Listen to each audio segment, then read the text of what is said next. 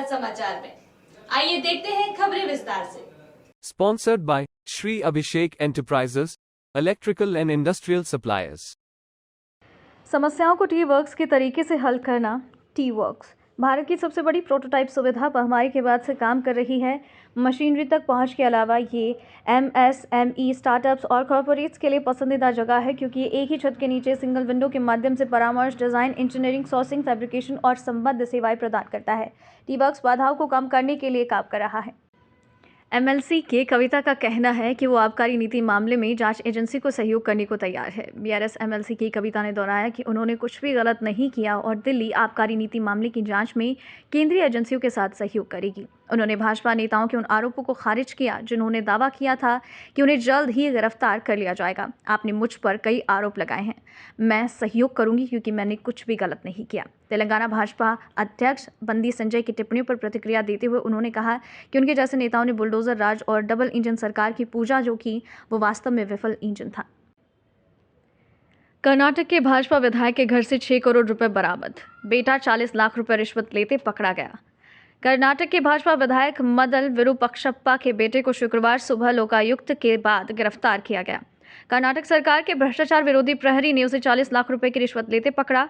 अधिकारियों ने विधायक के आवास से 6 करोड़ रुपए नकद बरामद किए। बीजेपी विधायक मदल विरूपक्षप्पा के बेटे प्रशांत मदल को गुरुवार को 40 लाख रुपए रिश्वत लेते रंगे हाथों पकड़ा गया। इसके बाद कर्नाटक सरकार के भ्रष्टाचार विरोधी निगरानी दल ने उनके आवास और कार्यालयों की तलाशी ली। लोकायुक्त को भाजपा विधायक के आवास पर 6 करोड़ रुपए मिले। भ्रष्टाचार विरोधी प्रहरी के विधायक को भी पूछताछ के लिए बुलाने की संभावना है। तेलंगाना शिक्षक निर्वाचन क्षेत्र के चुनाव के लिए 137 मतदान केंद्र तैयार। हैदराबाद, रंगारेड्डी, महबूबनगर शिक्षक निर्वाचन क्षेत्र एमएलसी चुनाव के सुचारू संचालन के लिए विस्तृत व्यवस्था के साथ कुल 137 मतदान केंद्र स्थापित किए गए। मतदान 13 मार्च को होगा और मतगणना 16 मार्च तक चलेगी। हैदराबाद जिला चुनाव प्राधिकरण ने जीएचएमसी के एक अधिकारी, पुलिसकर्मियों और एक वीडियोग्राफर से मिलकर 12 उड़न दफ्ते शुरू किए।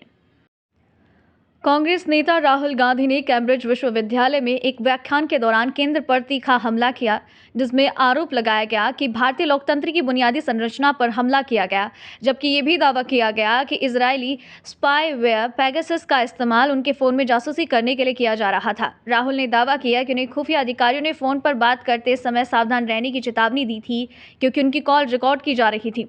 कांग्रेस नेता और पूर्व प्रधानमंत्री मनमोहन सिंह के पूर्व सलाहकार सैम पित्रोदा ने कैम्ब्रिज जज बिजनेस स्कूल में एमबीए छात्रों को राहुल गांधी के संबोधन का यूट्यूब लिंक 21वीं सदी में सुनना सीखना विषय पर ट्विटर पर साझा किया।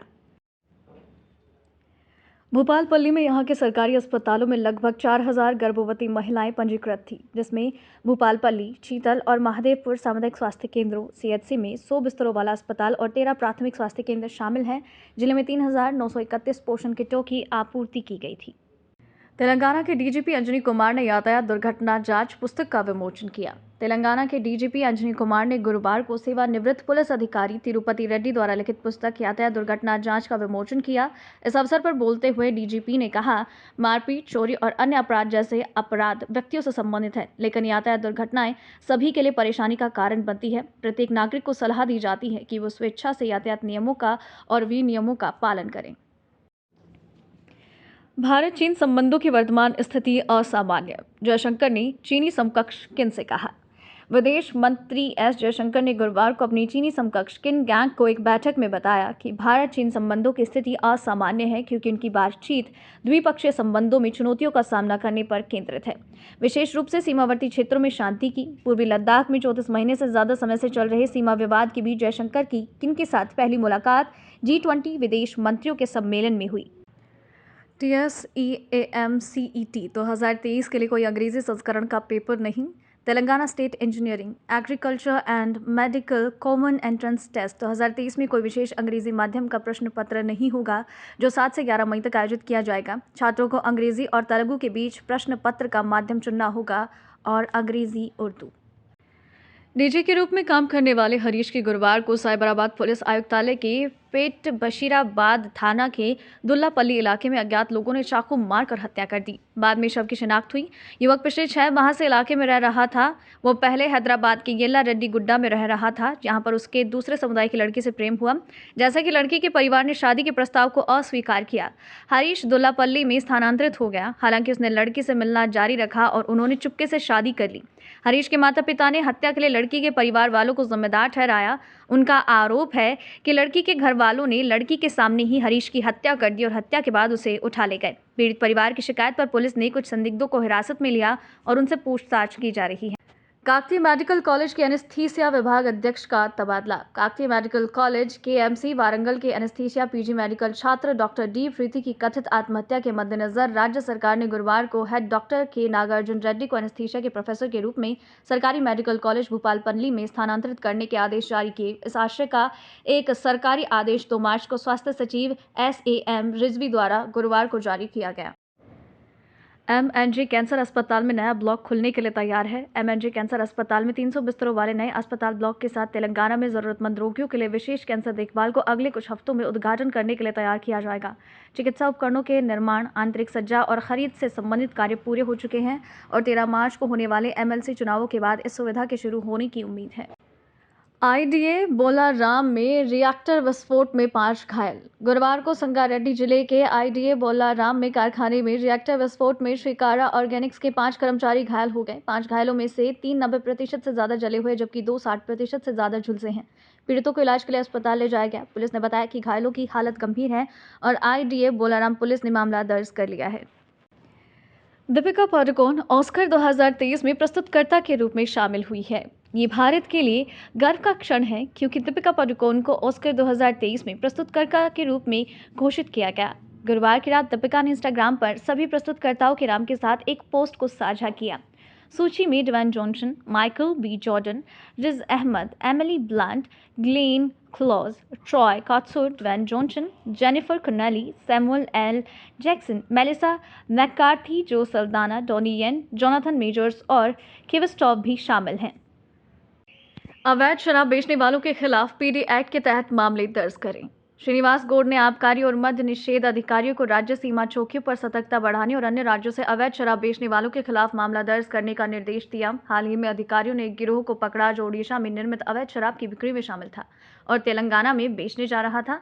अधिकारियों की सराहना करते हुए मंत्री ने उन्हें तेलंगाना में कर्नाटक, महाराष्ट्र, गोवा और अन्य राज्यों से अवैध शराब की बिक्री की जाँच करने के निर्देश दिए।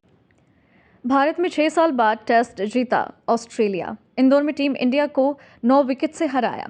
ऑस्ट्रेलिया ने 4 टेस्ट मैचों की सीरीज के तीसरे मुकाबले में टीम इंडिया को 9 विकेट से हरा दिया। इस जीत के साथ ही उसने सीरीज में वापसी कर ली। भारत पहले दोनों टेस्ट में जीत हासिल कर अभी भी 2-1 से आगे है। ऑस्ट्रेलिया को दूसरी पारी में जीत के लिए 76 रनों का लक्ष्य मिला। उसने मैच के तीसरे दिन शुक्रवार को 78 रन बनाकर मुकाबले को अपने नाम कर लिया। दोनों देशों के बीच अब चौथा टेस्ट 9 मार्च से अहमदाबाद में खेला जाएगा। त्रिपुरा चुनाव परिणाम 2023। भाजपा IPFT गठबंधन ने त्रिपुरा में 33 सीटें जीती, सत्ता में दूसरा कार्यकाल हासिल किया, चुनाव आयोग का कहना। चुनाव आयोग की वेबसाइट के अनुसार बीजेपी को 30 सीटें मिली जबकि Indigenous Peoples Front of Tripura IPFT को 1 सीट मिली। भगवा पार्टी 2 और सीटों पर आगे चल रही है क्योंकि गुरुवार को 57 सीटों के नतीजे घोषित किए गए। निवर्तमान मुख्यमंत्री माणिक साहा ने कहा, भाजपा की जीत की उम्मीद थी। अदानी समूह के प्रवर्तक ने 4 संस्थाओं में FII को 15,440 करोड़ रुपए की हिस्सेदारी बेची। अडानी फैमिली ट्रस्ट ने खुले बाजार के माध्यम से अडानी समूह की 4 कंपनियों में 15,446 करोड़ रुपए के लगभग 21 करोड़ शेयर बेचे हैं। ट्रस्ट जो प्रमोटर समूह का हिस्सा है, उन्होंने Adani enterprises, Adani ports and special economic zone, Adani green energy and Adani transmission में हिस्सेदारी बेची। ब्लॉक डील डेटा दिखाया, प्रवर्तक इकाई द्वारा बेचे गए शेयर्स को अमेरिका स्थित जिक्यूजी पार्टनर्स द्वारा अधिग्रहित किया गया था। दूसरी बिक्री के लेन देन के समूह की कंपनियों के शेयर्स में लगातार तीसरे सत्र में तेजी आई। Adani Enterprises, APSEZ, Adani Green और अडानी ट्रांसमिशन के शेयर 3 से 5% बढ़कर बंद हुए। उपचुनाव के नतीजे, कांग्रेस ने 3, बीजेपी और सहयोगी ने 2 जीते। पश्चिम बंगाल में TMC की करारी हार। विधानसभा उपचुनाव के नतीजे गुरुवार को कांग्रेस के लिए कुछ राहत लेकर आए क्योंकि उसने महाराष्ट्र और पश्चिम बंगाल में क्रमशः भाजपा और TMC से 1-1 सीट जीती और द्रुमक के समर्थन से तमिलनाडु में 1 सीट बरकरार रखी। जबकि भाजपा और उसकी सहयोगी AJSU पश्चिमी राज्य और झारखंड में एक एक सीट जीत पाई। पश्चिम बंगाल में सत्तारूढ़ तृणमूल कांग्रेस को सागरदिघी के करारी हार प्राप्त हुई है, जहां कांग्रेस के बायरन विश्वास ने 22,986 मतों से जीत हासिल की। ये राज्य विधानसभा में कांग्रेस के पास एकमात्र सीट है।